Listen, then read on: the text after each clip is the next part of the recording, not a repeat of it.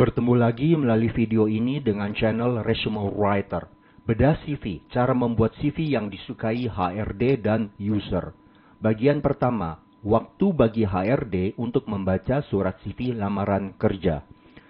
Seorang headhunter atau HRD senior yang sudah cukup lama berpengalaman dan yang sudah biasa melakukan proses hiring untuk calon pegawai yang memiliki pengalaman kerja di kantoran, jadi calon pegawai yang profesional tidak memerlukan banyak waktu untuk membaca CV seseorang. Berapa banyak waktu yang diperlukan oleh headhunter atau HRD senior untuk tiap CV relatif, dan saya tidak bisa ambil kesimpulan karena tiap perusahaan prosesnya berbeda. Tapi bagi saya sendiri cukup 15 detik untuk menentukan apakah saya perlu baca CV tersebut lebih teliti. Terlepas CV tersebut sudah lolos ATS atau belum. Dan 15 detik tersebut untuk melihat, ingat melihat, bukan membaca. CV-nya engineer dengan masa kerja sekitar 7 tahun dan dalam bahasa Inggris. Kenapa hanya perlu 15 detik? Apa yang saya lihat dari 15 detik tersebut? Jawabannya cukup mudah, yaitu apakah CV tersebut kontennya terlihat berbobot. Karena bobot tersebut mencerminkan keprofesionalan. Kenapa bisa ambil kesimpulan seperti itu? Karena CV yang tidak berbobot biasanya memang tidak ada isinya walaupun telah lolos ATS. Jadi, cara bikin CV lamaran kerja harus maksimal ke konten karena itu yang diminta pembaca. Mari kita terapkan contoh CV lamaran kerja yang baik dan benar berdasarkan yang diminta perusahaan. Bagian kedua, format CV lamaran kerja. Format cara membuat CV lamaran kerja. Kita lihat kertas ukuran A4. Lalu dipotong margin kanan, kiri, atas, bawah.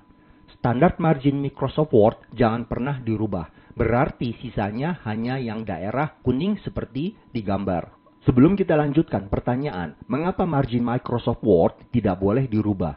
Karena perusahaan atau headhunter bisa jadi meminta CV kamu dalam bentuk Microsoft Word. Seandainya kamu merubah margin dan mereka buka CV kamu di komputer mereka, maka bentuk atau format CV akan berantakan karena margin yang mereka gunakan belum dirubah, masih standar. Tertarik mendengarkan lebih lanjut? Syaratnya harus subscribe dulu channel ini karena hanya channel ini yang memberikan tips dan informasi yang seperti ini. Dan jangan bohong. Sebelum kita masuk ke pokok bahasan, ada satu hal yang perlu saya sampaikan. Banyak saya temukan kesalahan fatal hanya gara-gara mengikuti teman atau mengambil arahan yang salah. Hati-hati, karena yang kamu pertaruhkan adalah kesempatan mendapatkan pekerjaan di tempat yang kamu inginkan. Sekarang kita kembali masuk ke topik pembahasan. Berarti kita harus fokus ke format CV lamaran kerja yang bisa memuat banyak konten. Kalau saya masih baik untuk melihat secara keseluruhan isi CV, tapi ada yang hanya membaca sepertiga halaman, lalu mengambil kesimpulan apakah perlu membaca sisa halaman CV lamaran atau tidak. Oke, sekarang kita ambil yang paling sulit, yaitu HRD hanya membaca sepertiga halaman. Lalu kita bagi 3. Kita ambil pengukur dan membagi 3 halaman tersebut. Tentunya setelah dikeluarkan bagian yang paling atas yang berisi nama, alamat, dan sebagainya. Seandainya orang HRD tersebut tertarik, maka dia akan lanjutkan membaca CV yang sepertiga bagian kedua. Bila tertarik, maka dilanjutkan yang sepertiga bagian terakhir. Apa yang harus disajikan ke sepertiga pertama, sepertiga kedua, dan sepertiga terakhir? Langsung kita lihat contoh CV seorang profesional. CV-nya saya kaburkan karena bukan fokus utama dan karena saya harus menjaga rahasia bekas klien saya. Ingat, tidak perlu akurat mengenai ukuran. Dan apa yang saya informasikan hanya guideline atau garis besarnya saja. Untuk yang sepertiga pertama, nomor 1, profile summary. Jangan panjang-panjang, maksimal 4-5 baris. Lihat video saya mengenai cara membuat profile yang relevan. Pastikan jangan tulis kamu minatnya apa, karena maaf, perusahaan tidak peduli dengan minat kamu, mereka peduli apa yang kamu tawarkan. Yang kedua, keahlian apa yang ingin kalian tonjolkan. Jangan tulis, saya jujur, saya suka bekerja keras, tapi hard skills apa yang ditawarkan atau prestasi apa yang relevan yang ingin kalian tonjolkan. Yang ini lebih disukai ditulis dalam format bullet point. Tapi bisa juga dalam bentuk paragraf pendek. Yang ketiga, terlihat di mana kamu sekarang bekerja. Untuk yang fresh graduate, bisa lihat contoh CV yang ada di video ini. Untuk yang sepertiga bagian kedua, setelah informasi di mana kamu bekerja, yang mereka mau lihat adalah prestasi dan tanggung jawab secara garis besar di perusahaan tersebut.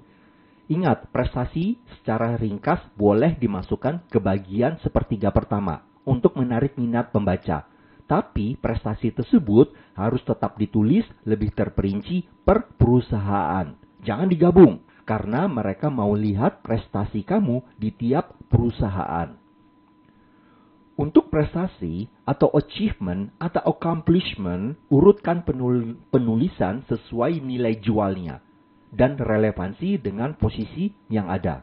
Bagaimana komposisi antar prestasi dan tanggung jawab di CV? Lihat gambar di video ini. Semakin lama kamu bekerja, harus semakin banyak prestasi yang kamu hasilkan. Mungkin kamu merasa tidak mungkin bisa ada prestasi sebanyak itu. Hati-hati, karena pesaing kamu bisa jadi punya segudang prestasi. Mari kita lihat contoh CV sebelumnya. Tanggung jawab dia hanya 4 baris. Selebihnya isinya prestasi. Dan berapa lama dia bekerja di perusahaan tersebut? 5 tahun. Sebelum dia pindah ke perusahaan lain.